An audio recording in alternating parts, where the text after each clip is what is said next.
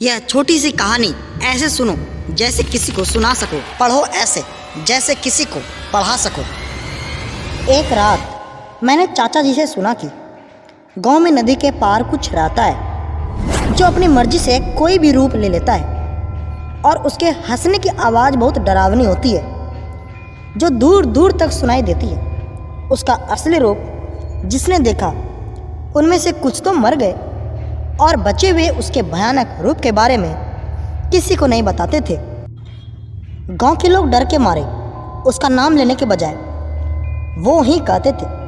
खैर उस रात मैंने ये सारी बात अपने दोस्तों को बताई और साथ चलने को बोला।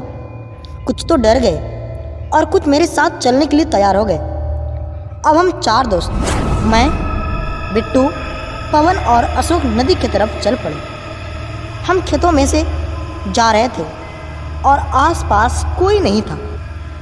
फिर हम नदी के ऊपर बने पुल से नदी पार करके बंजर जगह पर पहुंच गए जहां बहुत से आँख के पौधे थे जिसके ऊपर आम जैसे फल लगे होते हैं, जिसके अंदर रुई जैसा कुछ होता है। हमें बाद में पता चला कि ये रात को उस पर थूकने से वो पीछे पड़ जाता है। पवन ने आम समझकर उसे खा लिया और कड़वा होने के वजह से वहीं पौधे पर थूक दिया।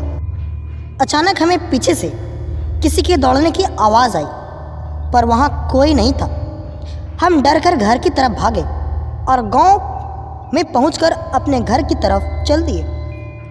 पवन और बिट्टू का घर एक ही रास्ते में था। जब वो साथ साथ चल रहे थे तभी पवन के पापा सामने खड़े मिले और बोले कि बेटा मैं तुम्हारा ही इंतज़ार कर रहा था, और वो तीनों साथ में चल पड़े। बिट्टू के घर के पास पीर बाबा की दरगाह थी। बिट्टू के पापा ने कहा, वहाँ पहुँचने से पहले ही पवन से बोला कि बेटा आज तुम्हारे रास्ते से चलते हैं। पवन बोला चलो ना पापा, इसी रास्ते चलते हैं। बिट्टू को भी घर छोड़ देंगे और दरगाह पे माथा भी टेक लेंगे। पर उसके पापा ने गुस्से में नहीं बोला और दूसरे रास्ते की तरफ चल पड़े। बिट्टू अपने घर की तरफ चल पड़ा और अचानक दरगाह के पास गिर पड़ा। पवन अपने पापा का हाथ छुड़ाकर बिट्टू को उठाकर उसके घर ले गया। उसने पीछे मुड़कर भी नहीं देखा। जब वो दोनों बिट्टू के घर पहुंचे तो उनके ये देखकर होश उड़ गए कि बिट्टू और पवन दोनों के पापा बातें कर रहे थे। पवन को देखकर वो बोला, कहाँ खेलने गए थे बेटा, इतना टाइम हो गया।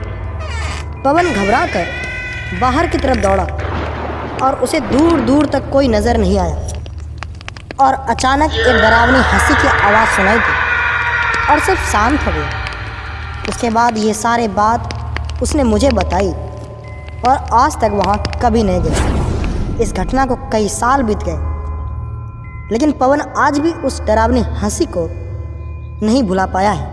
ऐसे ही वीडियोस देखने के लिए चैनल को सब्सक्राइब करके बेल आइकन जरूर दबाएं।